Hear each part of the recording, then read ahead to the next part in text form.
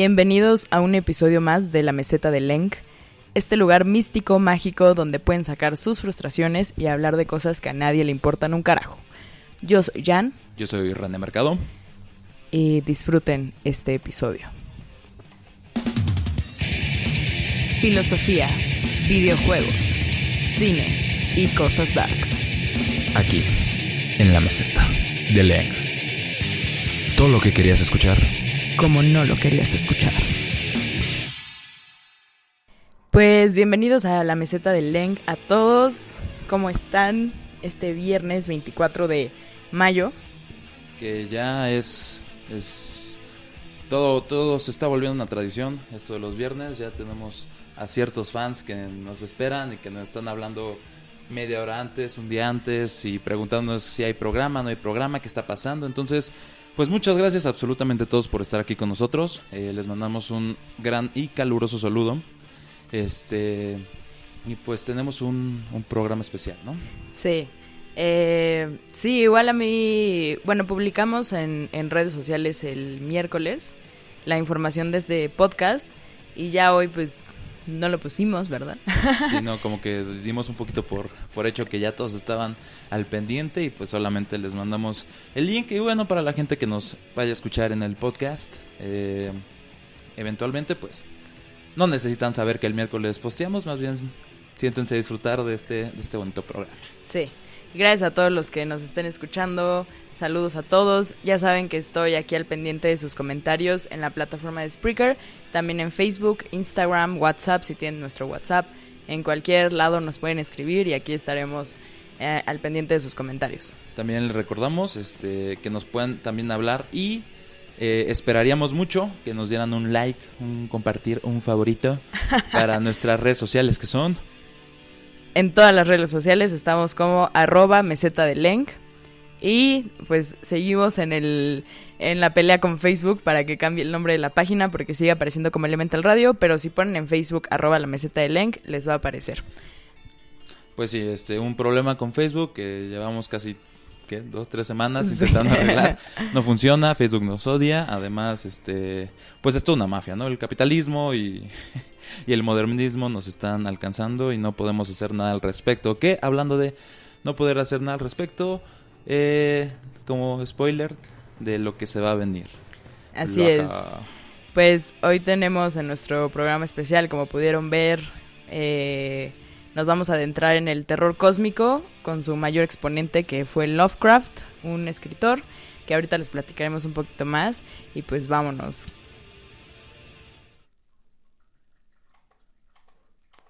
Wouldst thou like to live deliciously? Yes.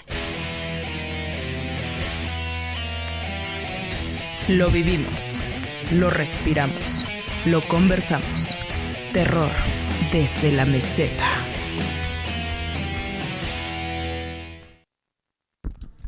¡Epa! Estrenando cortinilla, ¿no?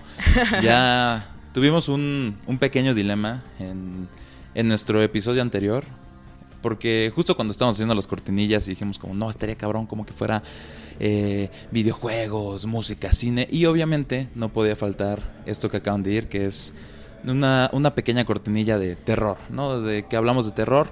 Y el episodio pasado tuvimos como un dilema de que no sentimos que fuera tan adecuado, tan dark, no sé, como que lo hicimos demasiado, no sé, ¿cómo lo dirías?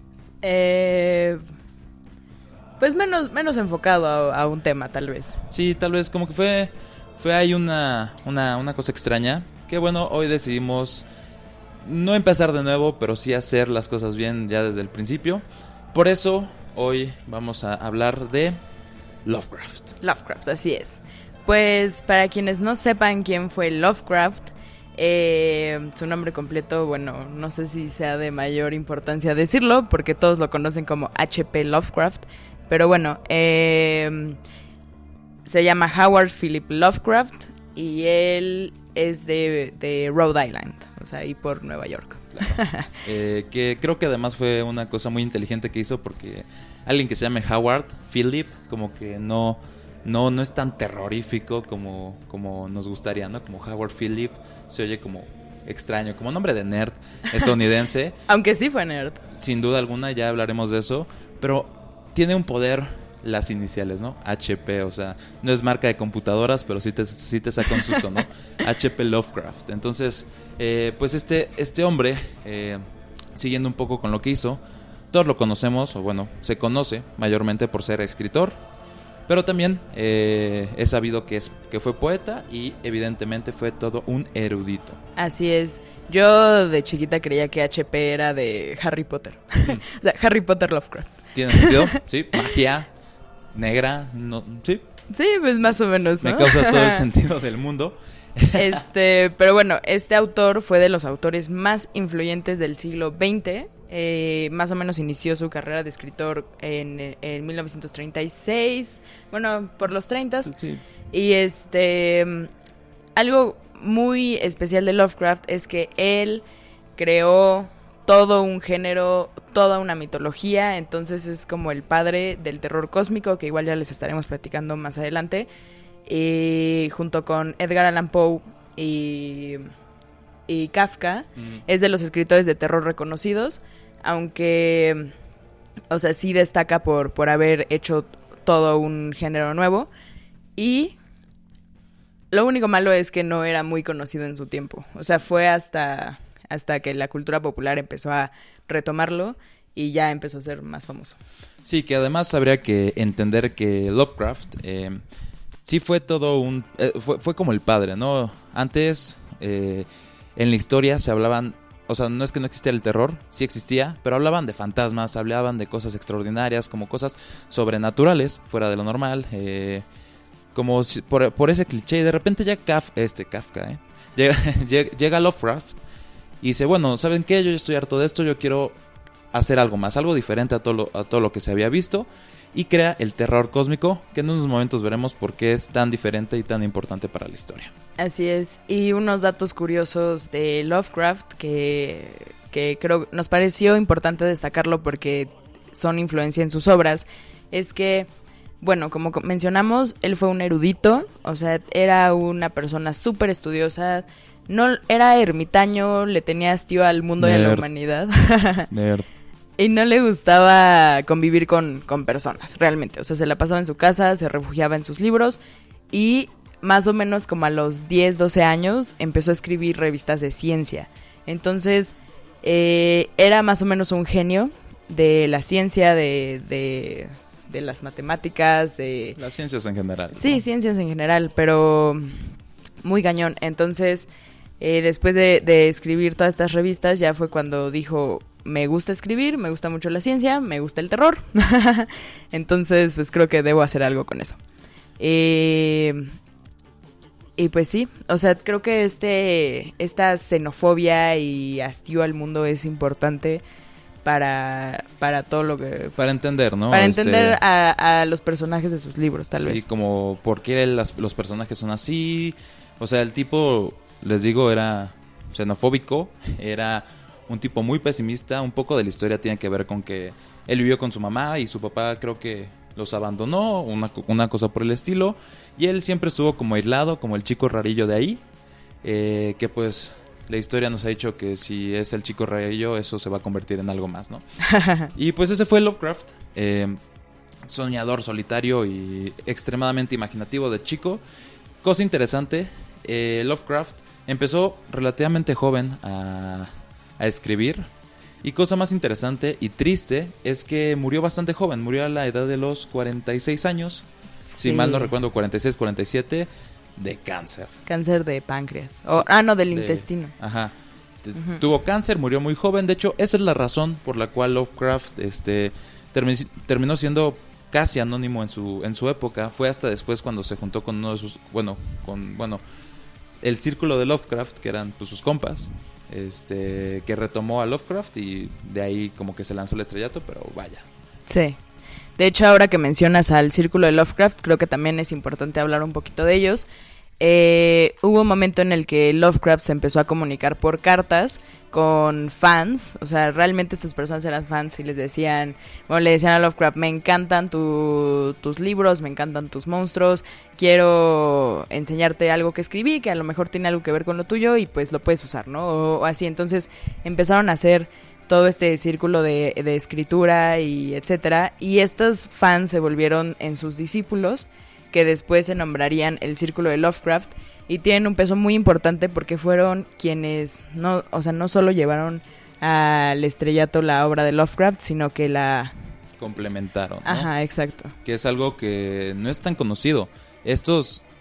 Uno dice Lovecraft y piensa en Cthulhu, piensa en 1,000,000 de historias y siempre, o la mayoría piensa como, bueno, pues él fue el genio que hizo todo. No fue tanto así. Él evidentemente es el autor principal de casi todas las obras, casi todos los monstruos, etcétera. Pero toda esta gente de la cual estábamos hablando, todos sus discípulos y como el Círculo de Lovecraft, también ayudaron a crear el universo.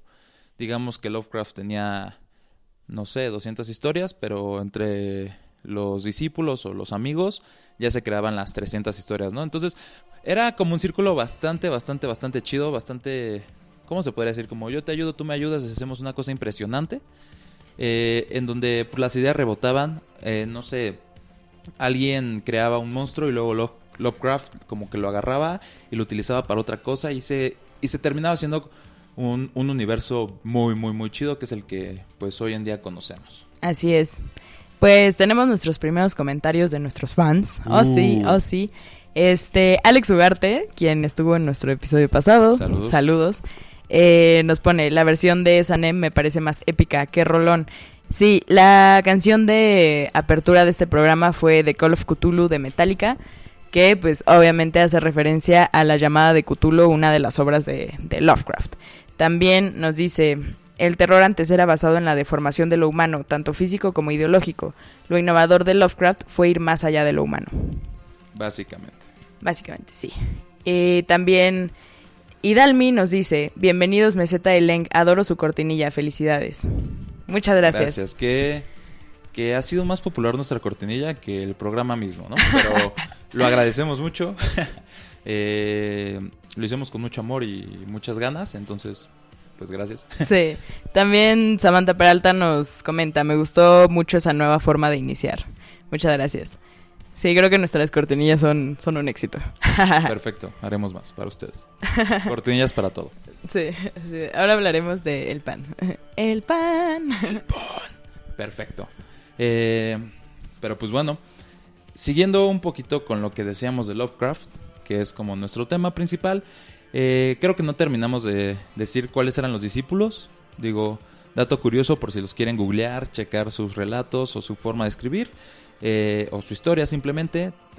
Había gente como Ambrose Bierce, Robert William Chambers, Auguste Derlet. Este último es conocido por el ser quien continuó el legado de Lovecraft. Sí, él fue quien obtuvo los derechos de los mitos de Lovecraft, que igual ya les hablaremos un poquito después.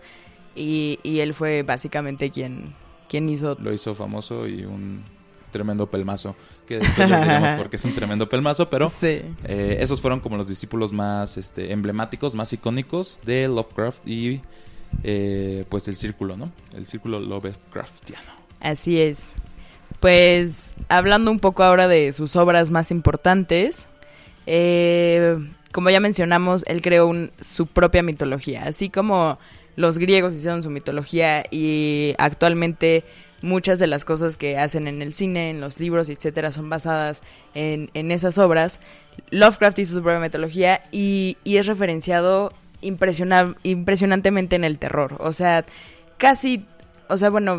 yo creo que un 80% del terror actual se basa muchísimo en la mitología de Lovecraft. Que habría que entender que no solamente en el terror, evidentemente el terror es quien se lleva como los palmares y son los que vemos, los que asociamos fácilmente con Lovecraft, que después hablaremos de el legado de Lovecraft, pero también hay otras cosas que no eran de terror y que tienen un peso grande en de Lovecraft, ¿no?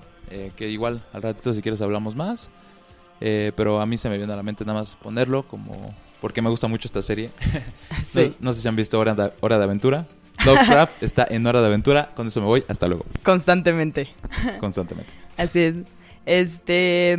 Pues sus libros son muy característicos por, bueno, como ya dijimos que era un erudito, su forma de escribir también era muy pesada. O sea, son obras que muchas veces tienes que leer y releer para saber qué rayos está diciendo. Pero por lo mismo de que son muy pesadas, también lo que habla es muy interesante. Es muy cargado. Tiene un estilo pues barroco, llamémoslo así, o sea, extremadamente cargado. Algo que es súper interesante y que si ustedes han leído algo de él podrán constatar. Que por cierto, si ustedes tienen algún relato o algo que les guste mucho de Lovecraft, igual nos los pueden poner aquí, o por qué les gusta, o qué les parece, o si alguna vez o nunca lo han leído, ¿no?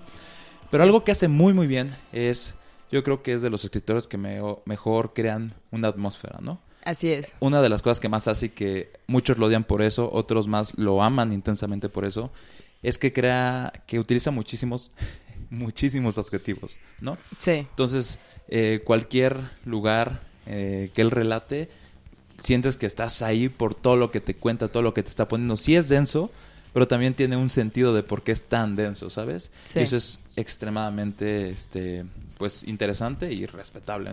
Además, con esto que dices de los adjetivos, muchas veces usaba adjetivos especiales, hasta inventados, digamos. Que si ya habías leído una obra anterior, pues agarra eso, no sé, como este universo era más yoxodiano, o no sé. Entonces ya dices como, bueno, pues ya Claro. sé más o menos cómo es este nuevo universo, ¿no?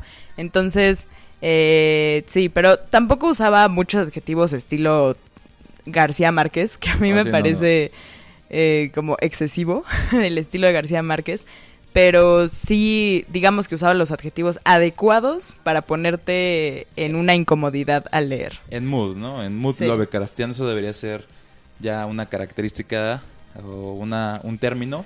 Estoy como en un mood Lovecraftiano, ya sabes, como sí, melancólico, terrorífico, o algo por el estilo. Sí. Pero sí, de hecho, o sea, él lo hacía muy bien.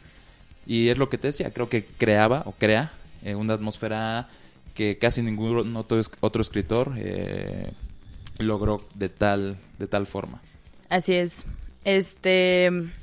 Pues la mayoría de sus obras fueron relatos o cuentos. Sí. Solo tuvo como 1 o 2 novelas, entre ellas La llamada de Cthulhu, pero casi todos son cosas cortas. Que habría que decir que es subjetivo la cuestión de corto, porque algo interesante es que podemos encontrar relatos chiquititos de 15, 20 páginas tal vez, y relatos que sí son cortos, pero que te estás teniendo que leer 100 páginas y 100 páginas grandotas, ¿no? Entonces, sí es subjetivo, pero una de las características sin duda es la cuestión de los relatos. Así es. Y más adelante les hablaremos de La llamada de Cthulhu, pero creo que justo esta obra fue la que más rescató el estilo de Lovecraft, como todo esto que mencionamos de la atmósfera, el terror cósmico, que igual ya les platicaremos de qué va, y pues todo esto. Creo que La llamada de Cthulhu, bueno, muchos lo recomiendan como para empezar a leer Lovecraft. Creo que si te quieres ir de lleno a qué fue Lovecraft y el cosmicismo, lean La llamada de Cthulhu. Así es, otra cosa interesante de Lovecraft es que, a comparación de lo que se podría pensar, Lovecraft no tiene ningún tipo de cronología en realidad. Tú puedes leer el relato que quieras, que encuentres en internet, que compres en un libro, lo empiezas a leer a la mitad y tiene todo el sentido y puedes irte salteando de capítulo en capítulo. Ahora, que si ustedes tienen ganas de leer a Lovecraft cronológicamente, bueno, esto es teóricamente, ¿no? La cronología teórica de Lovecraft, aquí les vamos a dar un pequeño repaso a los relatos más icónicos de Lovecraft, en orden cronológico. Así es. Y bueno, para complementar un poquito todo lo que decíamos de sus obras, por qué se caracterizan, etcétera, también creo que es importante mencionar que la mayoría de sus personajes son científicos o son matemáticos, ingenieros. Estudiosos. Sí, son estudiosos igual. Son de la universidad, ¿no? Casi todos. De la Universidad de Miskatonic. Mishkanshkinsky. Miskatonic. Sí, es interesante. De hecho, esta universidad digo, por si no lo han leído, es una universidad que aparece muy frecuentemente, y cuando digo muy frecuente es demasiado frecuente en sus obras, la Universidad de Miskatonic, perdón, y pues es como este guiño a que los protagonistas siempre tienen que ser como tipos eruditos, profesores, investigadores, etcétera. Sí, exacto. Pues digamos que cronológicamente y un poco también conforme fueron saliendo las obras, este es el orden. Les vamos a decir más o menos de qué van las obras para que vean las obras importantes que seleccionamos aquí. Les vamos a dar este pequeño repaso de los títulos y una muy breve sinopsis para que ustedes, si hay alguno que les interesa, lo pueden checar en internet y fácilmente lo pueden leer. Nada más, antes de proseguir, les quiero recordar que más adelante en el programa hablaremos del cosmicismo, que es como una cuestión filosófica de Lovecraft, para que no se lo pierdan. Y como ya lo habíamos augurado hace un par de programas, vamos a hablar por fin de el clásico de Nintendo, Eternal Darkness, para que no se olviden, y si ustedes lo jugaron, pues que ya sepan que ahí viene. Así es, les pusimos el emulador en nuestra página de Facebook para que lo jugaran. Si tuvieron oportunidad de jugarlo, qué chido. Si no, aquí les vamos a decir toda la info para que les den ganas de jugarlo y puedan descargar el emulador. Sin spoilers. Sin spoilers. Además. Más o menos. Bueno. Nos pregunta Eva Ramírez, ¿de qué tiempo es Lovecraft? Pues Lovecraft nació en 1900, pero empezó su obra más o menos en los 20. Sí. O sea, ajá. Es que él empezó joven, pero no podríamos hablar del universo Lovecraftiano en sus primeros años, sino ya fue más hacia los 20... Hacia los 30 más o menos. Ajá, ya late 20s, cuando empezó como todos estos relatos, todos estos cuentos, etcétera. Así es. Pero bueno, pues empezamos con La ciudad sin nombre, que fue de sus primeros relatos. Trata de un explorador que curiosea en una ciudad que es llamada la ciudad sin nombre, de la cual le habían hablado, y descubre templos, estatuas, criaturas en una ciudad enterrada en una arena en algún desierto, ¿no? Entonces va descubriendo, llega a una ciudad subterránea escondida y en esta ciudad pues ve que hay grabados y escritos de una civilización que habitaba la ciudad muchísimo antes que Babilonia, incluso. Mucho antes que los humanos, ¿no? Ese sí era el mensaje. Aquí antes había una ciudad, había seres que habitaron antes que nosotros. Al final lo dejamos abierto para que ustedes lo puedan leer, pero algo que es interesante, que después retomaremos, es esta necesidad del hombre por curiosear, sí. como dice la sinopsis, esta necesidad de saber más, y que lo lleva a un final fatídico, tal vez. Así es. Sí, nada acaba bien en Lovecraft, por cierto.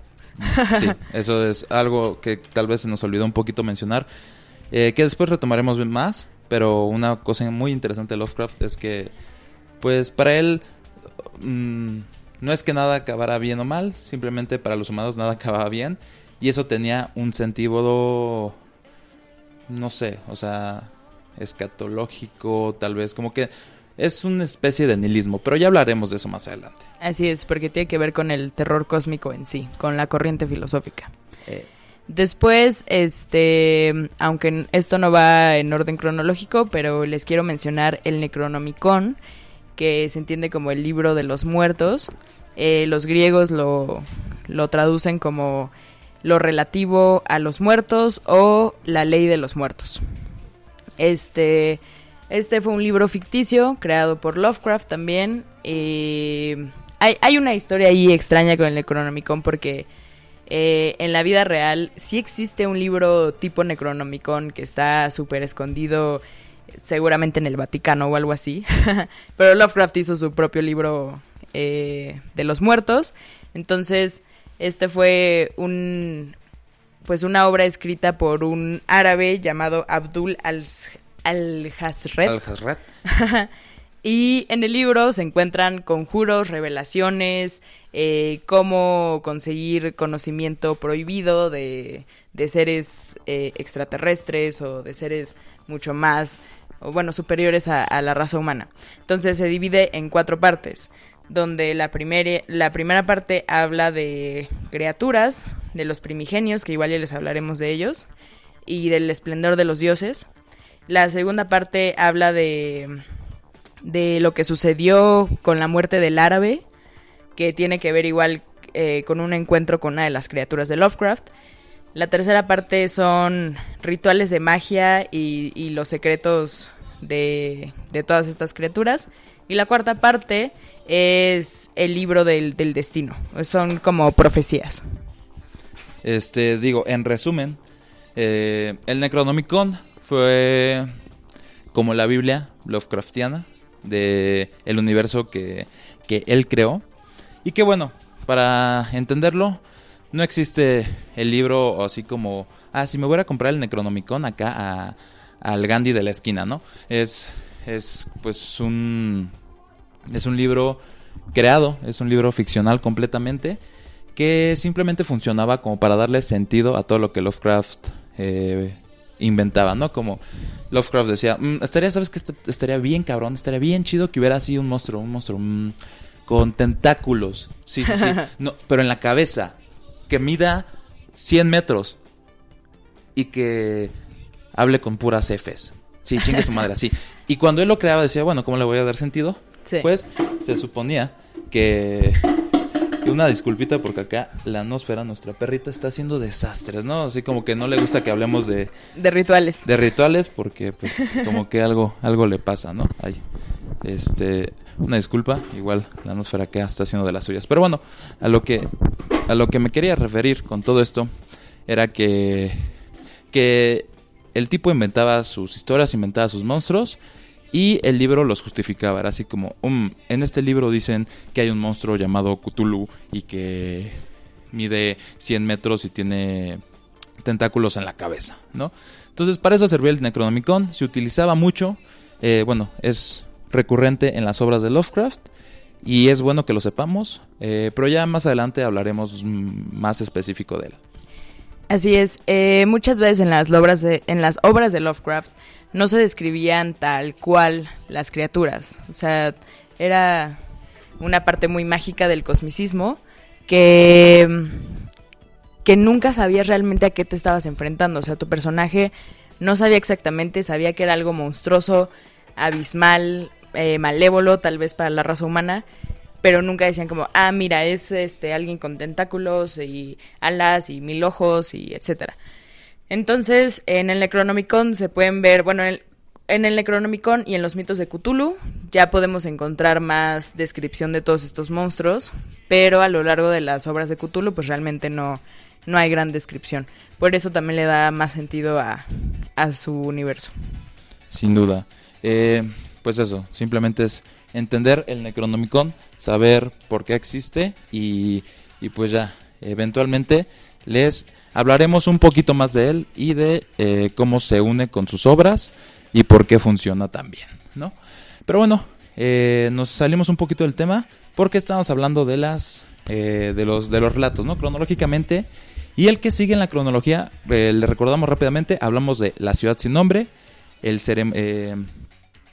y viene el ceremonial, ¿no? Que la sinopsis es muy breve, es un hombre va a casa de un familiar donde se encuentra con libros antiguos. Entre ellos está el Necronomicon. Y pues simplemente es como este hombre lee el libro y pues comienzan a pasar cosas muy malas. Sí, se empieza como a perder la conciencia, la cordura. Cordura, esa era la palabra, una disculpita. Empieza a perder como la cordura y empieza a tener como sueños, empieza a alucinar con respecto a este libro, ¿no? Y ahí se lo dejamos para que ustedes descubran el final. Así es. Tenemos comentarios. Alex Ugarte dice saludos a Nosfera. Gracias. Nos pregunta Eduardo, ¿en México hay Gandhis en cada esquina? ¿En México hay monstruos? Sí, casi hay Gandhis en cada esquina. Bueno, lo que sí es más fácil, es más sencillo encontrar un monstruo que una Gandhi, ¿no? En México. Así es. Hablando metafóricamente, o no, pero bueno, ya ahí tenemos ciertos monstruos mexicanos, ¿no? También nos dice, me gusta Lovecraft, pero como que siento más terror con Stephen King. Es un comentario interesante, porque en el legado ya veremos qué onda con Stephen King. Bueno, se entiende, ¿no? Porque, bueno, para su tiempo Lovecraft creo que fue un terror muy intelectual, digamos, y pues no sé, muchas veces el terror se adapta a lo que se está viviendo en ese tiempo. Entonces, claro, no es una cuestión contextual, pero muy interesante que lo menciones. Es sabido que ya hablaremos después más detallado, pero Lovecraft fue una gran referencia para Stephen King, ¿no? Y ahí tienen como su historia, una pequeña historia juntos de amor terrorífico. Así es. Pero ya hablaremos de eso más tarde. Bueno, la siguiente obra en la cronología es La llamada de Cthulhu, que tiene que ver con, bueno, más bien toda la acción empieza desde la muerte de un profesor de la Universidad de Miskatonic, la universidad que les habíamos dicho, y bueno, empiezan a investigar y hay una secta que empieza a hablar de Cthulhu, ¿no? Encuentran un cuaderno de un oficial de un barco, quien descubre la ciudad prohibida, donde habita Cthulhu, dormido. Se supone que él sigue ahí dormido en la ciudad de Riley. Y bueno, o sea, Cthulhu es la criatura más famosa y popular de Lovecraft. Es el famoso gigante de cabeza de pulpo con alas de dragón.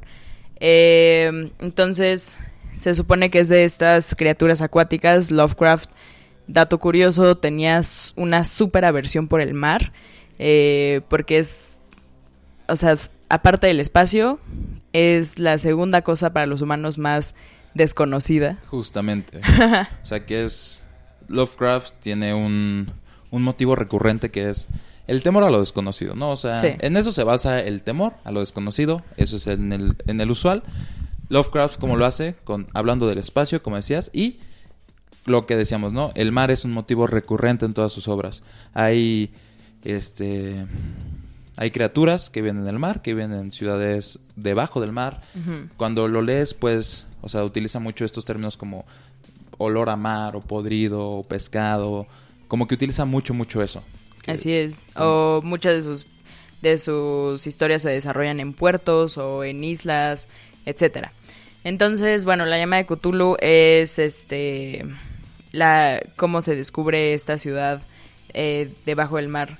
Y a Cthulhu, que digamos que en cuanto se descubre es el momento en el que Cthulhu ya va a despertar. O sea que el momento ha llegado, el momento de la destrucción cthulhiana.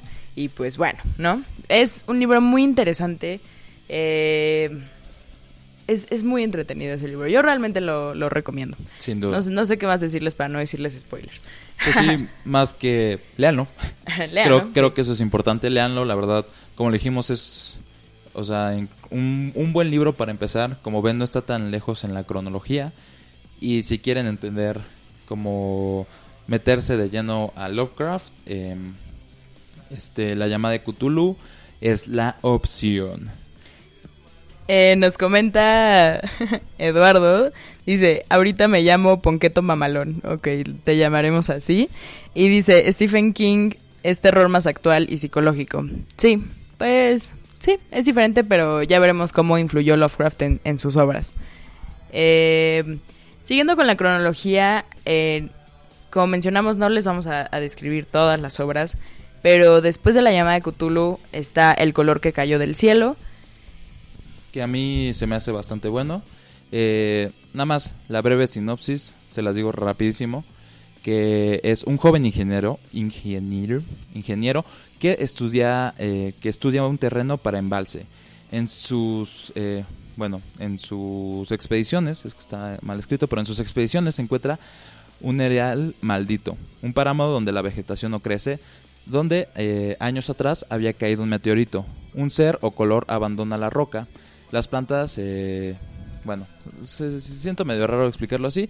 Es la historia de un ingeniero que va a checar un campo que está totalmente en ruinas. En algún punto se dice que fue como un lugar lleno de vegetación, pero que la vegetación, después de que cayó el meteorito, y cayó en un pozo, en el pozo de una familia ahí en la granja. La vegetación era impresionante, estaba cabrona, salían vegetales de todos lados. El problema es que eran incomibles porque casi instantáneamente se pudrían, ¿no? Entonces él investiga y se da cuenta que en el pozo habita un monstruo, ¿no? En el meteorito que cayó habita un monstruo. Y ya, sinopsis rápida. Así es, que el monstruo se describe como un color. Por eso es el color que cayó del cielo. Pero bueno, igual léanla, es un relato corto. Y algo que quería mencionarles de La llamada de Cthulhu, regresando un poco, es que a pesar de que es la obra más popular, no es su obra más larga. No, para nada. Sí, entonces si les interesa pueden echársela muy rápido, encontrarla en internet o en algún libro, y es muy rápido. Sí, que de hecho Cthulhu está como... O sea, es un excelente monstruo, es un excelente relato, pero para Lovecraft, Cthulhu era uno más, ¿no? Era así como del montón, casi. Así es. En realidad no es el monstruo más terrorífico, no es para nada el más poderoso. No, sobre todo porque se la pasa dormido. Sí, además, o sea, es como yo, ¿no? Como tenemos un gran poder, Cthulhu y yo, pero como dormimos todo el día, pues no se ve. Básicamente eso es Cthulhu. Y bueno, es interesante porque es el más popular sin duda alguna, pero pues a Lovecraft no le parecía como el mejor o la deidad más grande o la criatura más poderosa en realidad. Tenemos un comentario de Adriana, que estuvo con nosotros el programa pasado. Un saludo y gracias por estarnos escuchando. Saludo. Nos dice: como fun fact, Jan todo el tiempo hablaba de Cthulhu en el CCH y lo dibujaba en su cuaderno cuando le daba hueva a una clase. Por supuesto, ¿no? Eso creo que ya estaba dicho de por medio. No nos causa ningún tipo de sorpresa. No he visto ninguno de esos dibujos, paradójicamente, pero me lo creo perfectamente. Además, creo que algo interesante, que igual podríamos retomar al rato, es que todos los monstruos no tienen como una forma física. O sea, nunca es... Ya lo habías dicho hace un ratito, como... Pues sí, sabemos que que hay un monstruo, que hay una criatura, pero solamente podemos... O sea, Lovecraft nos hace ver cosas muy específicas, ¿no? ¿Cómo se dice? Glance. Como un glance. Ajá. Como un destello de la criatura, nada más. Vaya. Y algo que tiene Cthulhu, digo, tienen un par de criaturas más por ahí, pero yo creo que lo más interesante, entre paréntesis, de Cthulhu es que como se volvió el más famoso, es el que más fácil podemos asociar, ¿no? O sea, hay otro monstruo que es el más poderoso, que es Azathoth. Uh-huh. Y tú le preguntas a alguien como, ¿y cómo es Azathoth? Y es como, tiene ojos y es una masa o algo así. Y entonces no podemos darle como una figura real. Pero cuando le dices, oye, ¿y sabes quién es Cthulhu? Te dicen, sí, pero por supuesto, mide como 100 metros, tiene 2 ojos, tentáculos y unas alas. Y pues ese es Cthulhu, sí, ya sé, de hecho lo tengo pintado en mi baño. Que nada más como dato curioso, el póster que Jan hizo muy creativamente e impresionantemente es... Obra y arte original de yo. Obra y arte original de Jan. Es Azathoth, ¿no? Una de las interpretaciones que podría tener Azathoth. Y al ratito les contamos de dónde Jan sacó más o menos esa imagen. Así es. Pues sí, así como cuando te preguntan cómo es la comida mexicana, que es como masa, queso, frijoles y todo es así. Algo así son las criaturas de Lovecraft. Es como una masa aforme, sin forma. Sí. Y pues ya, con cosillas diferentes cada una, pero básicamente así son las criaturas. Pero justo tienes razón, Cthulhu es de las criaturas más definidas en todos los monstruos. Me gustó esa metáfora, ¿eh? Los monstruos de Lovecraft son... Como la comida mexicana. Son comida mexicana. Pueden cambiar en una cosa así chiquitita y ya son algo completamente diferente. Sí, si Cthulhu ya no tiene tentáculos... Ya no es Cthulhu, es Nyarlathotep. Ahora es sope de pollo o algo así. O ya no es quesadilla porque no tiene queso. Básicamente son los monstruos de Cthulhu. Interesante metáfora. Yo me quedo con eso más que nada. Nos comenta el Ponqueto Mamalón que Cthulhu es como Garfield. Sí. Sí. Pues sí, le gusta la destrucción, duerme todo el día. Estoy seguro que a Cthulhu le gusta la lasaña. Sí. Estas metáforas que tenemos de los monstruos me están gustando mucho. Creo que son todas extremadamente acertadas. Así es. La siguiente obra, después de La llamada de Cthulhu, bueno, después más bien del color que cayó del cielo, es el caso de Charles Dexter Ward. Esta obra igual es de las importantes porque mete a una nueva criatura al universo. Entonces, esta obra va más o menos de un científico, un estudioso, Por igual, supuesto. que se volvió loco. Entonces, o sea, digamos que la acción en toda la historia empieza cuando él escapa del manicomio y uno de quienes lo tenían como a su cuidado empieza a investigar cómo fue que él llegó a este estado mental, porque pues era muy estudioso, era alguien muy cuerdo, digamos, y pues bueno, entonces mientras va descubriendo todo esto, se descubre que Charles Dexter Ward era descendiente de Joseph Curwen, quien realizaba ritos alquimistas con propósitos nigrománticos, o sea, era un practicante obscuro. Y como veremos en la obra de Lovecraft, un motivo que se repite mucho, la herencia, ¿no? Como no puedes escapar de tu herencia, de tu legado. Y este es, yo creo que el relato que mejor lo pinta, que es un güey se está volviendo loco, quién sabe por qué, y después vemos que es porque su abuelo era un vato loco, era un viejito loquillo. Un brujo. Era un brujo loquillo, ¿no? Entonces, es interesante este relato.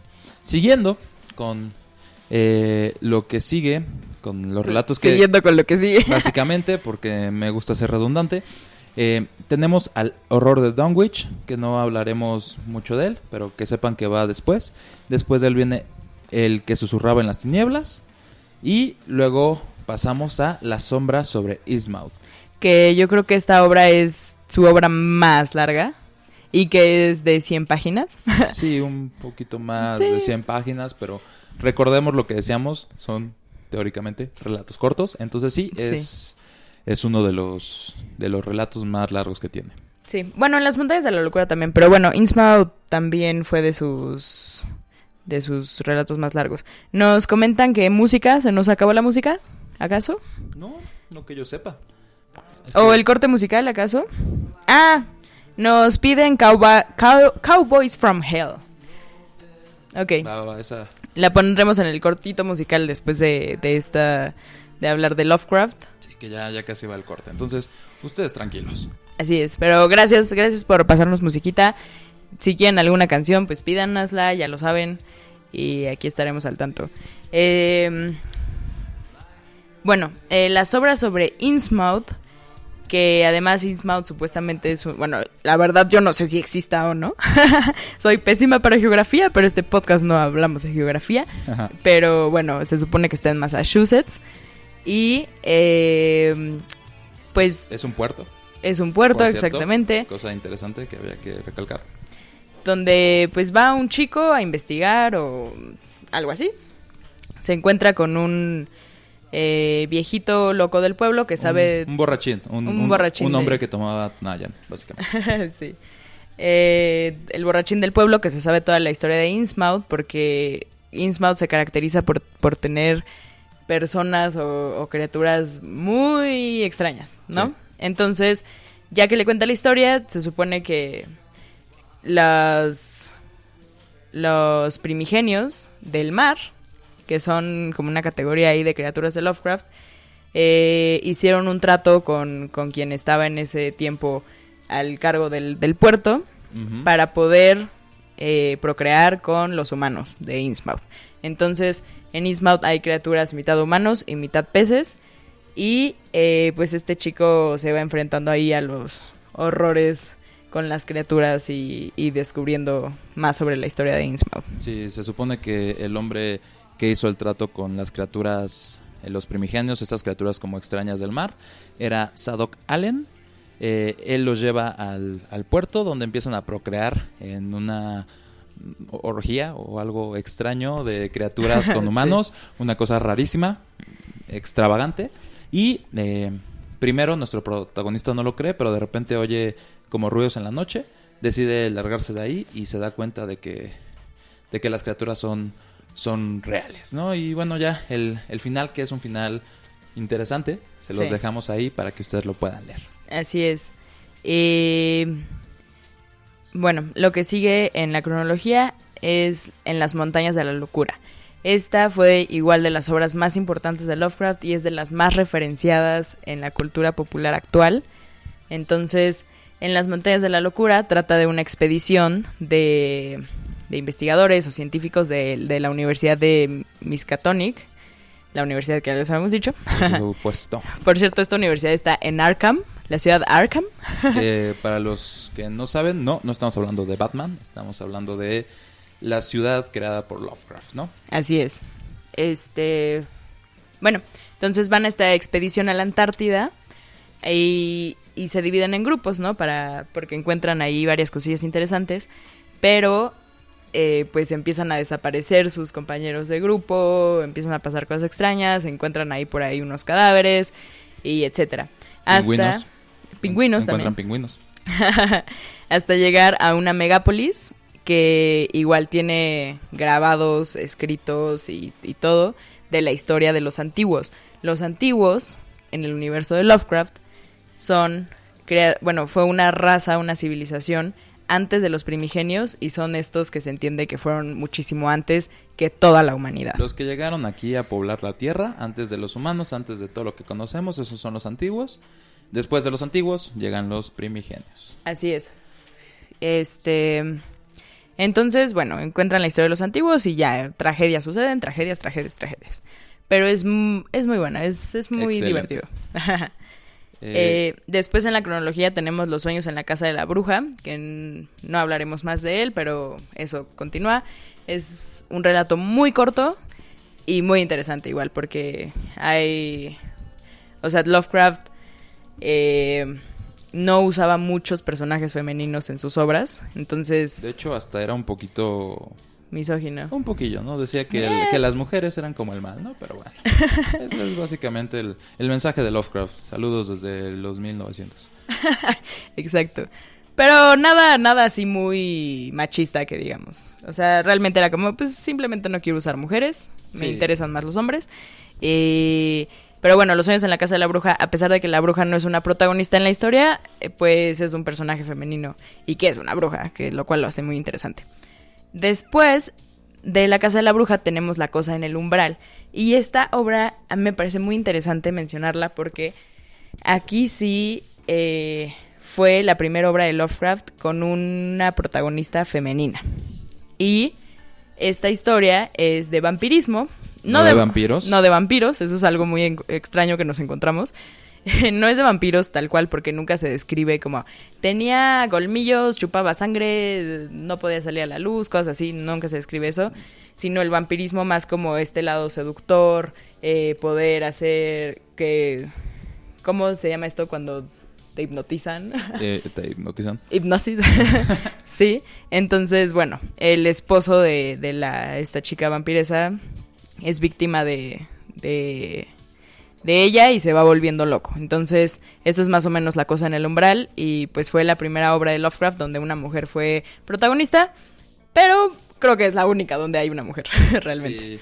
Y bueno, ya esa es como la última de la que vamos a hablar, pero para terminar la cronología, les debemos decir que después de La cosa en el umbral viene La sombra fuera del tiempo y después El morador de las tinieblas. Ambas, muy buenas obras, muy interesantes. La sombra fuera del tiempo es larga también.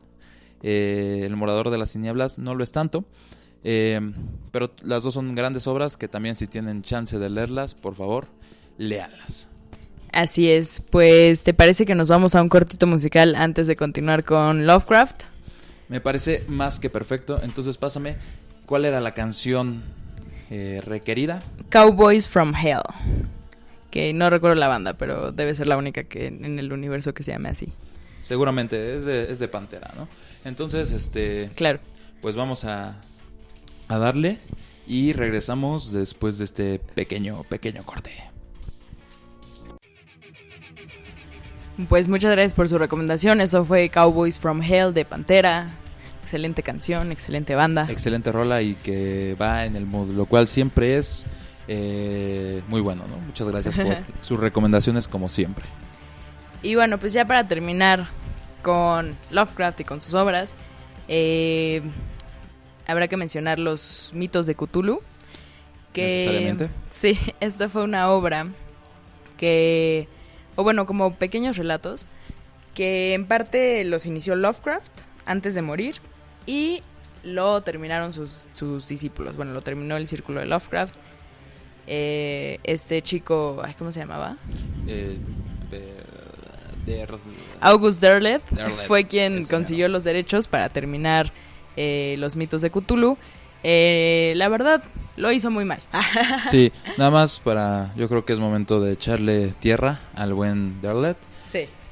Algo que era especial de Lovecraft, lo cual funcionaba muy bien y por lo que todos lo amábamos, era que Lovecraft era un tipo que le valió un comino el bien o el mal.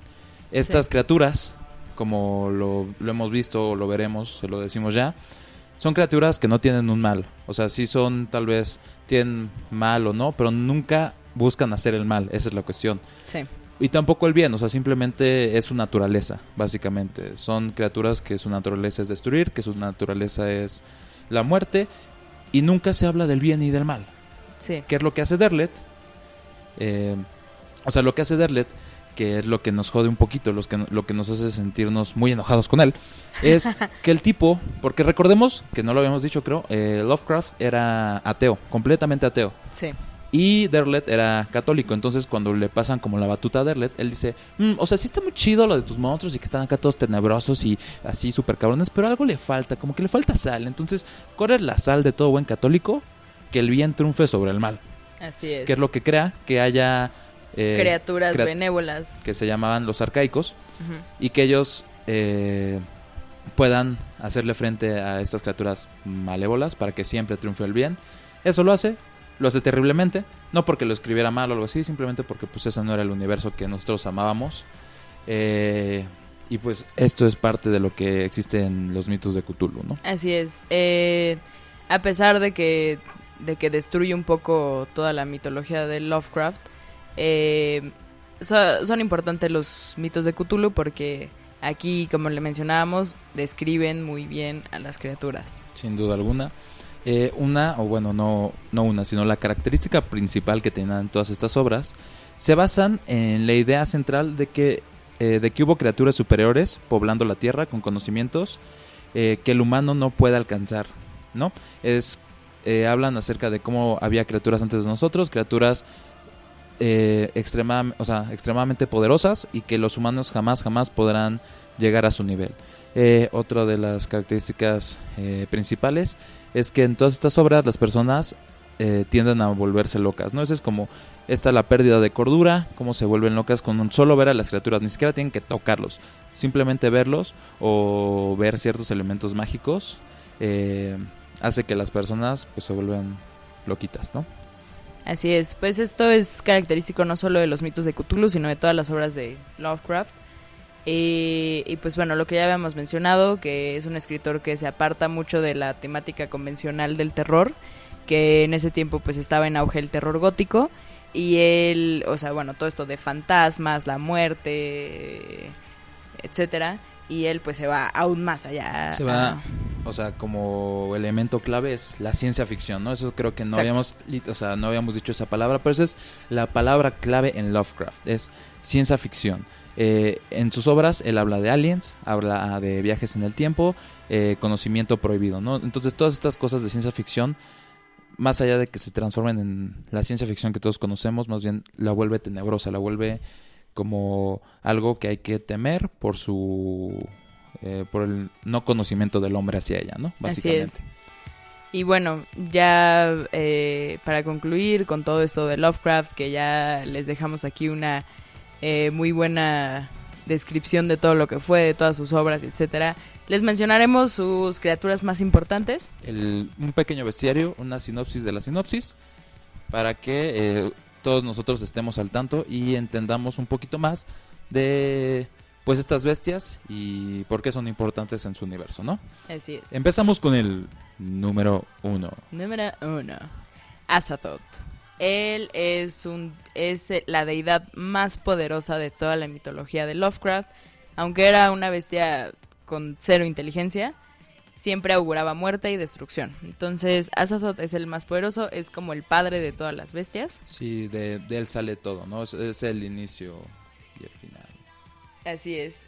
Pues como pudieron ver en mi arte del póster, es una figura ahí medio amorfa, con tentáculos, ojos, colmillos, etcétera. Sí, o sea, en realidad la mejor forma de describirlo es una masa amorfa que augura el mal y es el papá de todos y mata a todos y está, es incomprensible, ¿no? Al menos hacia la raza humana. La raza humana no lo puede comprender. Así es. Y vamos al número 2. Número 2. Cthulhu. Pues él es la criatura que yace dormida en las profundidades del mar, del Océano Pacífico. Y él es un dios primigenio, como mencionamos, se dividen en varias grupos de razas. Primero estuvieron los antiguos, después los primigenios destruyen a los antiguos y después de los primigenios, pues bueno, ya están los arcaicos, que son los que inventó Terlet. Sí, horrible, pero bueno. Sí. Cosa interesante de Cthulhu. Un dato curioso y una cosa interesante. El dato curioso es que Cthulhu en realidad simplemente es una forma de decirlo de las millones que hay. O sea, hay gente que le dice Cthulhu, Cthulhu, Xulu, Chulu, Rulum, Kulu. O sea, y lo que decía Lovecraft es, para la lengua humana es imposible pronunciar su nombre. Este es un nombre extraterrestre que no podemos y nunca va a ser posible. O sea que nuestra entender. Fisiología no puede pronunciarlo. Básicamente. Y la cosa interesante de Cthulhu es que es creído que Cthulhu es la fuente de la ansiedad constante de la humanidad. ¿Y por qué decían esto? Porque Cthulhu es capaz de contactar en los sueños a los hombres y afectarlos a nivel subconsciente, ¿no? Entonces era como una representación de por qué los hombres tienen ansiosos, por qué los hombres están ansiosos de veras.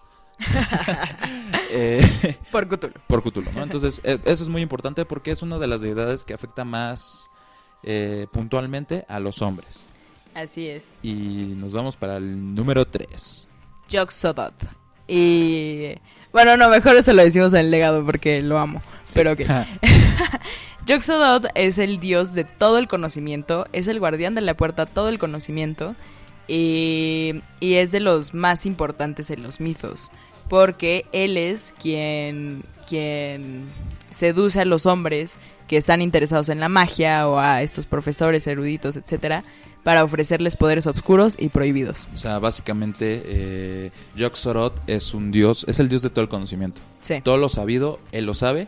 Y la cosa más interesante que tiene Yog-Sothoth es que las personas, los intelectuales que buscan ir más allá de ellos mismos, saber más, van con este dios y por consecuencia se vuelven locos, ¿no? O sea, es como, ok, tú pequeño hormiga insignificante que quieres saber todo en el universo, te lo voy a dar, pero vas a ver cómo no puedes con eso. Y eso es como una constante de Cthulhu. Así es. Y esta parte de la cordura que mencionas es muy importante para todo el universo de Lovecraft y para el tema que vamos a tratar después. Sin duda. Bueno, como han visto, al parecer los hombres nos volveríamos locos si supiéramos todo en el universo.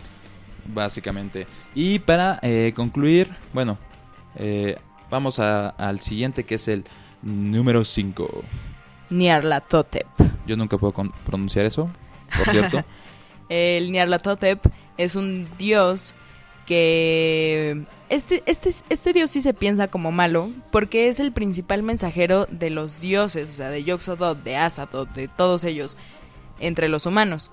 Entonces se entiende que es la mano derecha de Azathoth, pero sus intenciones siempre fueron malas. O sea, más que quiero destruir todo así, bye, él era como, mejor quiero torturar, quiero disfrutar el sufrimiento, o sea, y etcétera. De la cosa que tiene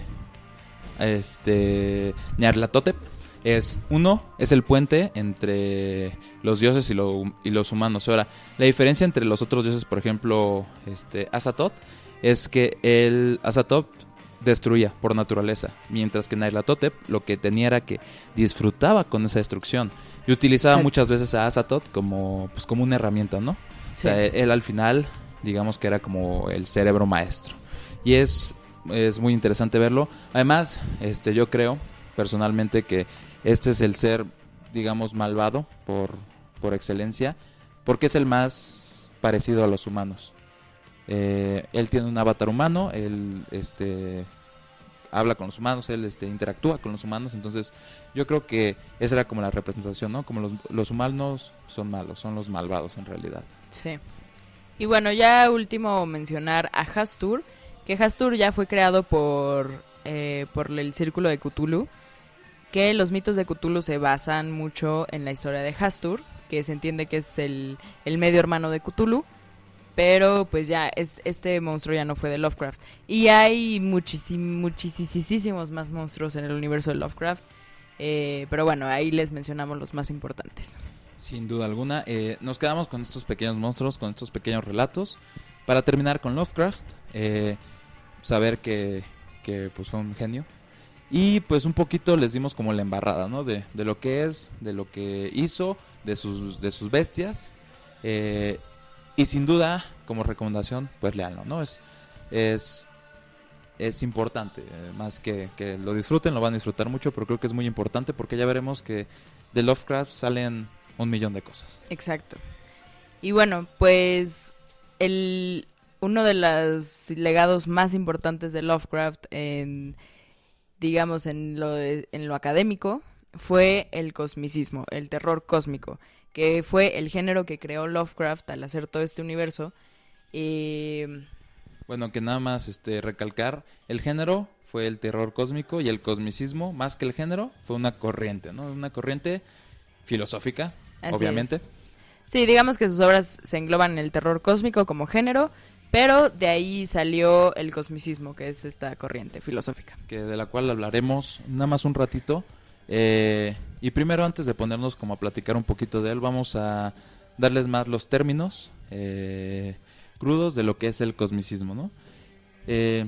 Lo leo tal como lo anotamos, que dice: el cosmicismo es el nombre que hace referencia a la escala a la que operan esas fuerzas, ¿no? Hablando de las fuerzas superiores. Los humanos somos particularmente insignificantes. Descubrir de que nosotros los humanos no tenemos ningún poder absoluto para realizar algún cambio en el vasto, indiferente e incomprensible universo que nos rodea. Y hablar que de estas fuerzas no es que sean malévolas, sino que son indiferentes hacia la humanidad.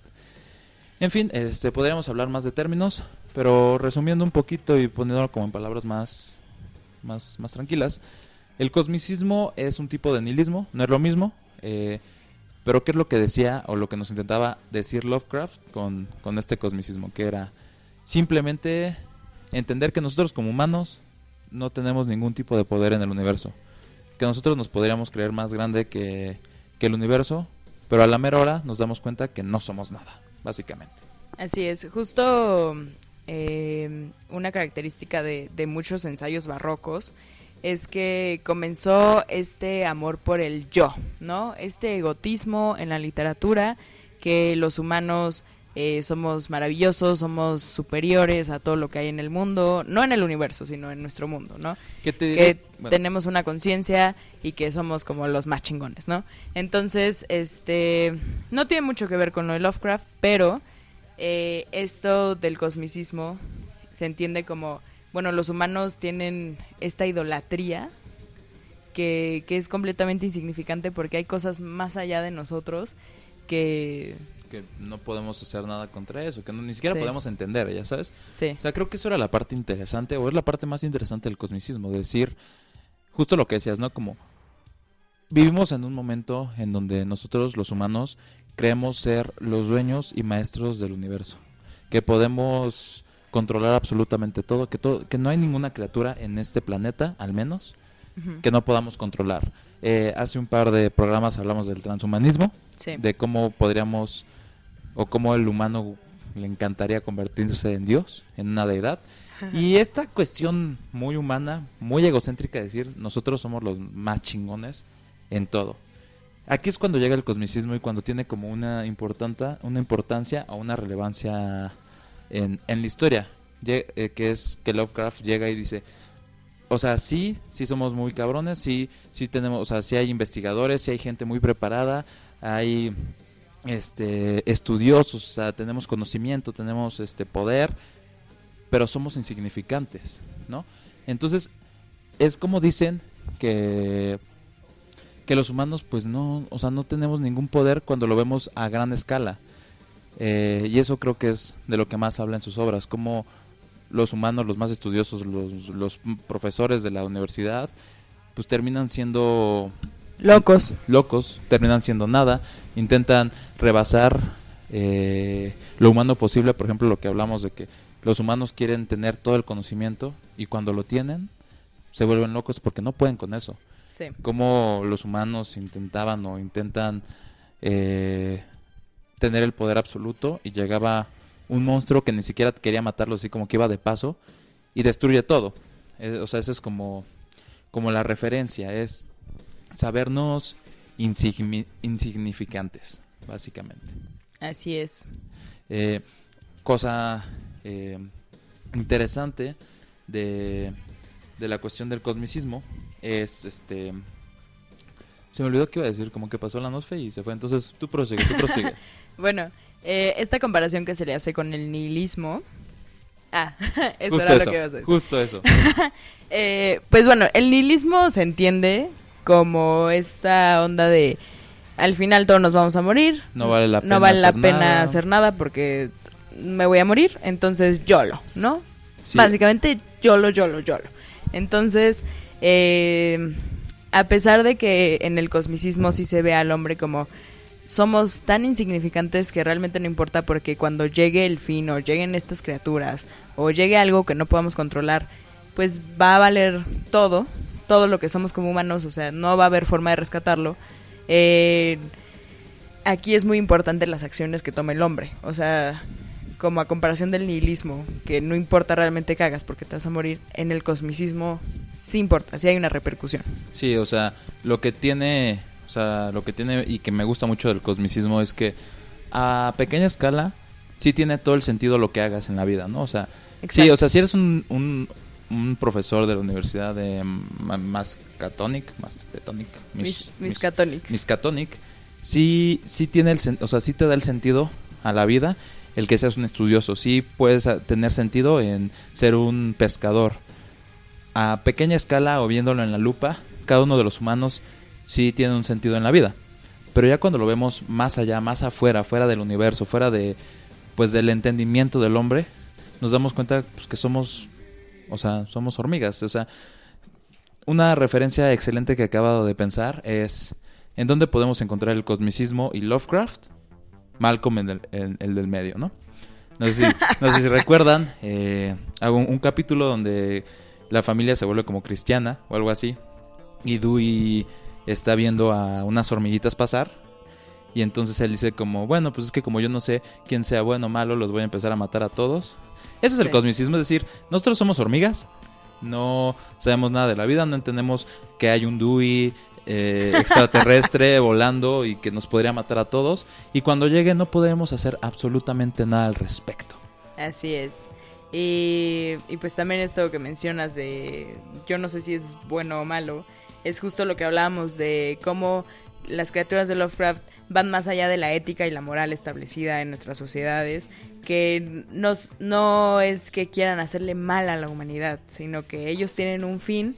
A lo mejor su fin es crear flores, y para nosotros está muy chido, pero a lo mejor su fin es destruir todo, y pues ni modo, ¿no? Eso es malo para nosotros, pero no por eso ellos son malos. Sí, o sea, cuando ustedes estaban burlando hace rato del pobre Cthulhu porque dormía eternamente, pues esa era su naturaleza, y esa es como sí, la base. Aquí el Océano Pacífico está muy cómodo, con permiso, me voy a dormir, y pues bueno. Ahí me avisan cuando sea el momento que las estrellas se alinean y ahí salgo a echar desmadre y me regreso a dormir, ¿no? Básicamente. Pero pues justo es eso, como pensar que las cosas que están más allá de nuestro entendimiento, y hablemos de que ya no... Cambiémoslo, ¿no? Ya no digamos que se representen monstruos, digamos el universo, digamos la naturaleza misma. Sí. O sea, no es que estos monstruos o la naturaleza sean malos por excelencia, simplemente es su naturaleza, eso. Sí, creo que se entiende. O sea, y creo que ¿no? Con tu analogía con Malcolm en el medio es muy, muy acertado. Gracias. Que las hormigas, o sea, digamos que el humano, que es Dewey, tiene este conocimiento superior, que las hormigas no. Él quiere matarlas porque YOLO, o porque es su naturaleza, porque está aburrido, digamos, o lo que sea. Y pues ya, básicamente es eso, pero de los humanos hacia algo más grande que nosotros. En efecto, no sé si la gente que nos esté oyendo tenga algún comentario al respecto, que crean que es interesante, que no, que es una tontería o que tiene mucho sentido. Digo, yo creo que es difícil de encontrarle mucho sentido al cosmicismo, porque como humanos ya hemos llegado a un punto de decir como, pues es que no hay nada que no podamos controlar, o no hay una raza extraterrestre allá afuera esperando para matarnos. O tal vez sí, pero no estamos seguros de eso. Entonces, cuando hablamos de que hay una naturaleza allá afuera que es más grande que nosotros, pues nos pone a pensar, pero creo que lo difícil es relacionarlo con algo que conozcamos, ¿sabes? Así es. Pero bueno, esto fue una corriente filosófica que salió de las obras de Lovecraft, que él la creó y actualmente es vigente por bueno, o sea, no sé si sea por una relación con el nihilismo, pero que tiene sus adeptos, ¿no? O sea, esa parte de que lo que hagamos como humanos en la escala baja, digamos, es importante. Eso me parece bueno, ¿no? Porque le da sentido a nuestra vida. Como, bueno, en algún momento el sol va a explotar o va a llegar un extraterrestre a tragarnos o yo qué sé. Algo desconocido que salga del Océano Pacífico. Sí, pero lo que hagamos como mundo pues está bien padre, ¿no? Sí, o sea, justo creo que eso es lo interesante y por lo que es más rescatable incluso que el nihilismo mismo, que es, tú tienes que hacer eso, tienes que tener un propósito en la vida, ser alguien en la vida.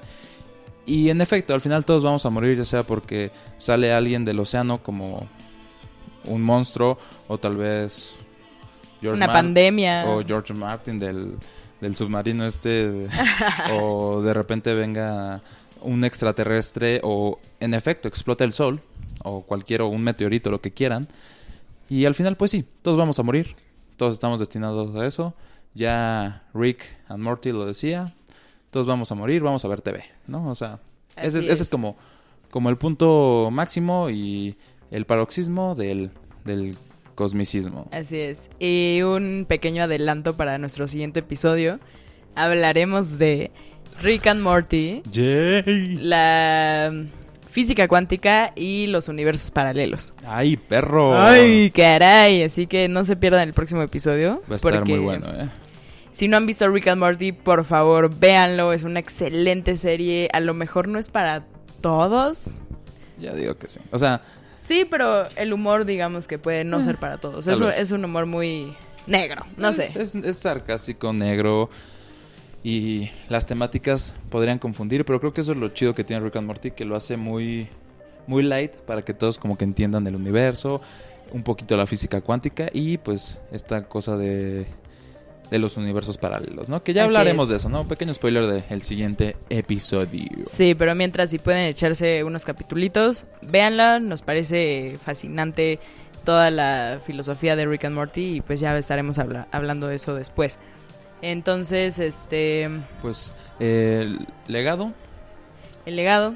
A ver, ¿te parece? Me parece muy bien. Antes de concluir, que recordemos que vamos a concluir con Eternal Darkness. Ay, sí, qué emoción. Bueno, su legado es inmenso, como ya había dicho, o sea, así como sacamos muchísimas cosas de la mitología griega o de Shakespeare incluso, hay muchísimas referencias a las obras de Shakespeare, pues al menos en el terror y cosas misteriosas se referencia inmensamente a Lovecraft. Y no solamente estamos hablando de películas, cine, música que referencian directamente a Lovecraft, ¿no? O sea, como La llamada de Cthulhu de Metallica, ¿no? O la película que es literal la referencia La llamada a Lovecraft. de Cthulhu. Ajá. Pero también hay millones de series, millones de libros, millones de películas que no están basadas en su obra, pero tienen pues cosas Lovecraftianas. Ajá. O sea, que rescatan ya sea el cosmicismo o el estilo de Lovecraft o una parte de su universo o el terror cósmico. Entonces hay muchísimas referencias de este tipo que son un tanto indirectas, no tan directas, pero ya les estaremos ahorita platicando. Nos comenta Alex Ugarte, Rick and Morty, no mames. Sí. Eso. Va a estar bueno. Esa era la respuesta que quería. Gracias. Pues coméntenos qué tal les está pareciendo el programa, les parece interesante. Aquí estoy al tanto de sus comentarios. Si quieren alguna cancioncita, igual pídanosla.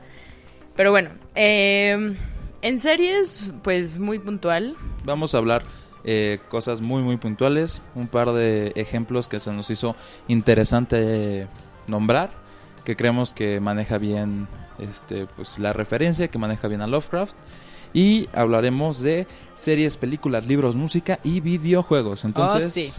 Empecemos con series. En True Detective, que la verdad yo no la he visto, pero la temporada 1 está muy basada en las obras de Lovecraft. En sus, o sea, como su aspecto, ¿no? En sus personajes, digamos. Vaya. Porque está este detective que va a investigar un asesinato y pues bueno, toda la atmósfera es muy Lovecraftiana. Sin duda alguna, podemos encontrar incluso pues monstruos.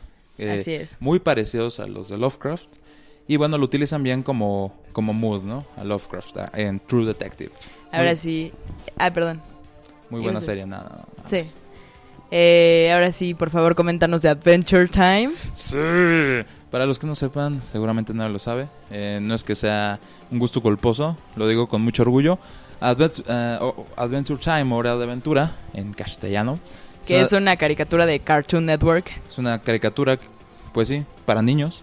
Sí. Y que por debajo del mantel no están para niños. Es muy buena. Porque, perdón, sí, pero han salido muchísimos videos de teorías conspirativas sobre Hora de Aventura. Hay muchísimas teorías así del universo y etcétera que hay por debajo de todo el argumento de esta serie. Pero muy interesante. Digo, más allá de todo lo que se puede ver y que chance después hablamos más de Hora de Aventura, ¿qué peso tiene Lovecraft en esta serie? Para empezar, el personaje de Orgalorg, que es pues un personaje ahí en la serie, posee un diseño, yo no diría, bueno, un diseño y además una historia muy muy semejante a la de los antiguos, ¿no? De estas criaturas que existían antes y que crearon y luego fueron destituidos. Es básicamente la historia y el diseño de Orgalorg. Además de esto, tenemos varios personajes que están como develados. Y cuando se develan, podemos ver que, o sea, por ejemplo, hay un güey que es como el papá de Marceline, que es una vampiresa. Y cuando lo vemos en su forma real, o sea, yo decía como, güey, este cabrón es igualito a Cthulhu. Bueno, no a Cthulhu, pero tenía como el mismo diseño de las cuestiones Lovecraftianas. Dentro de esto, y creo que no lo dijimos tan bien, pero en los relatos de Lovecraft, cuando van a la Antártida, nos damos cuenta que los pingüinos tienen un peso importante. En serio. En las obras los tratan como pingüinos albinos, que son criaturas que vivían con los antiguos. Exactamente, y que pues tienen como hay un peso en la historia, un peso Lovecraftiano bastante denso. Y en Hora de Aventura aparecen pingüinos y justamente hay uno que es como el pingüino principal. Esto se oye muy tonto, se los juro, pero tiene todo el sentido. Que se llama Gunther, y cuando se juntan Gunther y el güey que se parece a Cthulhu, el güey que se parece a Cthulhu le dice como, wow, tú guardas un poder increíble en tu interior, necesito absorber tu alma, y luego el pingüino golpea a Cthulhu y es una cosa interesantísima, súper súper chida, y que cuando lo ves, o sea, y si has leído a Lovecraft, tiene todo el sentido del mundo. Finalmente, para terminar con Hora de Aventura, la Biblia o el libro principal que manejan en Hora de Aventura tiene el nombre de el Enquiridión, Necronomicon, Enquiridión. ¿Topan la referencia? ¿Sí? ¿No? Véanla. Ok, maravilloso. Maravilloso. Yéndonos ahora a las películas, tenemos primero una de mis películas favoritas de terror. Bueno, que además es una serie, o sea, no solo es una película, ¿no? Así son varias películas. Pero bueno, digamos que la principal, bueno, la número uno es The Evil Dead. Yes. En español creo que se tradujo como Posesión Satánica. Es una película ochentera, es excelente, yo la recomiendo muchísimo. Sin duda alguna. Tiene posesión, tiene gore, tiene criaturas, tiene de todo y creo que es excelente. Entonces, aquí se hace una referencia directa al Necronomicon, porque los chicos que están en esta cabaña en el bosque, obviamente, ¿no? Sí, obvio. Encuentran un libro ahí como antiguo, con muchos encantamientos, rituales, brujería, etcétera, y pues invocan ahí algo malévolo. Que pues bueno, sabemos que es el Necronomicon, ¿no? Así es. Siguiendo la siguiente película, Hellraiser, esta película de los que habrá sido 60, 70, y que la premisa básica es Lovecraft hablando completamente, es una amenaza del espacio exterior, viene a dominar a los humanos. Así no es. necesitamos saber más. Es una gran película. En una dimensión paralela. En una dimensión paralela. Además, cosa interesantísima es que hace un par de años hicieron como un ranking de las criaturas o de los monstruos de terror más poderosos de todo el universo de terror existente. Así es. Y Hellraiser... Bueno, Pinhead. Ajá, bueno, Pinhead, que es... Que es la criatura de la Hellraiser. Criatura, quedó en primer lugar. O sea que como poder místico, mágico... o sea, este poder que sobrepasa a los humanos. Y pues básicamente, de nuevo, esa es la premisa básica. Y si lo oyen, pues es Lovecraft, ¿no? Así es.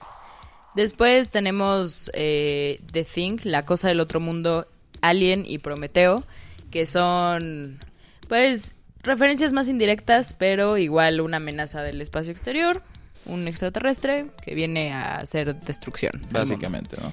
Sí. Die Monster Die, que igual es un clásico del terror. Hay una canción de los Misfits que se llama Die Monster Die. Claro. Que hace referencia al color que cayó del cielo. El de la granjita y el meteorito. Así es. La Granja Maldita. Que es lo mismo del color que cayó del cielo. Así es. Hay una película que se llama El Resucitado, yo la verdad no la he visto, que hace referencia al caso de Charles Dexter Ward. Y bueno, ya para terminar, The Call of Cthulhu, que es, pues, no necesita más explicación, es la obra en una película, así básicamente. Es. Y La Maldición del Altar Rojo, ¿no? Que es una adaptación, o sea, nada más toma referencias del relato de los sueños en la casa de la bruja. Así es. Y nos menciona Alex Ugarte Hellboy. Pues sí, justo Hellboy también hace una referencia impresionante a Lovecraft, al universo Lovecraft. Guillermo el Toro Justo. ha hablado de todas las criaturas de Lovecraft. Creo que igual es de sus mayores inspiraciones. De hecho. Y pues igual, o sea, hay un bestiario en Hellboy. Tienen ahí cositas Lovecraftianas que ahorita no podría decirles puntualmente cuáles son. Pero Hellboy igual está súper inspirado en el universo Lovecraft. Sin duda alguna. Y bueno, ya pasando al ámbito que viene, los libros. Libros hay 1 millón. Sí. Libros con referencias de Lovecraft hay 2 millones. Entonces simplemente quisimos poner un par, o sea, los más icónicos, ¿no? Así Empezando es. con lo que ya habíamos hablado, pues el círculo de Lovecraft, ¿no? O sea, los discípulos que llegaron después de él, o incluso mucho después que él, de que él había muerto, para seguir como con su legado. Así es, el círculo de Lovecraft pues sí fue un poquito después de Lovecraft y continuó con todo este universo Lovecraftiano, como ya habíamos visto en los mitos de Cthulhu, aunque cada uno de los discípulos de Lovecraft, discípulos suena muy religioso, ¿no? Sí, como cañón. aprendices, no sé. Sus padawans. Sus padawans, eso. Pues yo igual su carrera de escritura con sus obras. Pero también actualmente hay, digamos, un nuevo círculo de Lovecraft de escritores que o sea, sus obras son completamente Lovecraftianas y son muy, muy, muy actuales. Entre ellos están Thomas Lingotti, Ramsey Campbell y Emilio Bueso, que este último es español. Es Valladolid, me parece. Ay, me parece. Y como habíamos comentado, Stephen King, creo que él es quien más retoma digamos, en lo popular a Lovecraft, porque la mayoría de sus obras, yo creo que el 90% de sus obras son Lovecraftianas. Además es bien sabido, y él lo ha dicho, que Lovecraft es de sus referencias más puntuales y pues una de las más grandes que él tiene. De hecho, pues, o sea, vaya, es muy sabido que él utilizó muchas de sus obras para hacer muchos de sus libros. Y pues eran, no eran compas, pero eran, o sea, Vaya. Sabemos. Sí, vaya. Se sabe. Se sabe. De música muy puntual, Metallica, como pusimos al principio de este episodio, Metallica tiene dos canciones referentes así muy puntual a las obras de Cthulhu, que es The Call of Cthulhu y The Thing That Should Not Be. Uh-huh. Merciful Fate igual tiene una canción que se llama Cthulhu. Tenemos a Black Sabbath con Behind the Wall of Sleep. A Morbid Angel con The Ancient Ones, que pues ya desde el título sabemos qué pasa ahí. Iron Maiden, Life After Death. Este es interesante porque en realidad el disco, Life After Death, que es un disco en vivo, no es en sí que sus canciones hablen de Lovecraft, pero en la portada, si alguno de ustedes la conoce o se acuerda, podemos ver a Eddie con el Necronomicon, ¿no? Entonces, pues ahí está la referencia puntual. Al Necronomicon, exacto. Y por último, bueno, antes de decir que, como les habíamos comentado en el episodio pasado, que fue el primer episodio, nuestra cortinilla del programa, la primer cortinilla de la meseta de Leng, es una obra original de la banda Yog-Sothoth. Es una banda de metal colombiana que nosotros conocemos al cantante, le mandamos saludos si nos está escuchando. Gran saludo. Gran saludo a Mauricio. Mauricio Arcila, te amamos, eres una gran inspiración para nosotros y pues agradecemos muchísimo que nos hayan dejado usar su canción para nuestra cortinilla. Pero esta banda Yog-Sothoth, todas sus canciones, sus álbumes tratan de la obra de Lovecraft. Sin duda alguna. Entonces es todo un grupo que va de acorde con. Así es, Yog-Sothoth, como les mencionamos, es uno de los monstruos de Lovecraft, es el padre de todo el conocimiento. Y pues bueno, la canción de nuestra cortinilla es Yog-Sothoth de Yog-Sothoth. Y excelente grupo, sin duda alguna. Así es. No nos pagan, entonces no se preocupen. Sí. Y bueno, ya para terminar con estas referencias e irnos de lleno a lo que viene, hablemos de los videojuegos, ¿no? Porque a lo largo de la historia ha habido muchos videojuegos que hablan o que referencian a Lovecraft en muchas obras. Uno de los primeros, que era Alone in the Dark, del 80, creo, 70, 80, referenciaba a Lovecraft. Luego salió un juego en el 2006 que se llamaba Call of Cthulhu, no me acuerdo qué, tiene como un título más largo. Y hablemos también especial de dos juegos que esperamos muy próximamente jugarlos y darles un super análisis de estos juegos.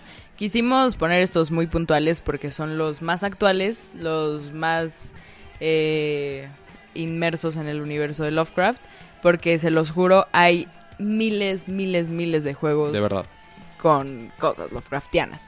Pero bueno, el número uno es The Call of Cthulhu, que tal cual así se llama el videojuego. Este videojuego salió, me parece que este año o a finales del año pasado. Sí. Y nos pone en pie de un detective, por supuesto, que va a una costa, por supuesto, a investigar la muerte de una chica en una mansión.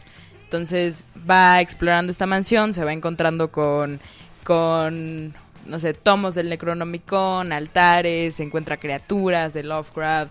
Así, es explorar básicamente toda esta mansión e irse encontrando con todo el universo de Lovecraft. Y por la historia que después les hablaremos de ella cuando lo compremos. Así es. El número 2. El número 2 se llama Sunken City. No, Sinking. Sinking City. Sinking City. Ok, como que... Se une. Así, sí, en gerundio. Vaya. Ok. Sinking City, que es un juego que va a salir...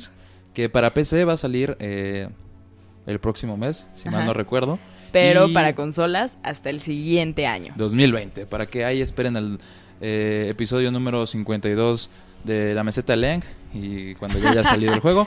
En fin, esta igual ha tenido, ya tiene ciertas valoraciones, ha tenido valoraciones muy buenas y no sabemos nada de la historia ni de la jugabilidad en realidad. Simplemente sabemos que igual es un detective por ahí de los años 1800. No, como 1920, los 30. 1920 y así, que va a investigar. Es lo que yo sé, ¿no? Sí, se encuentra ahí como con un universo paralelo, con una ciudad hundida. Vaya. Pues bueno, mucha referencia ahí a las obras de Lovecraft, con el mar y etcétera. Entonces, estos son los videojuegos puntuales, actuales, que les podemos decir, y ya les estaremos Y- trayendo análisis después.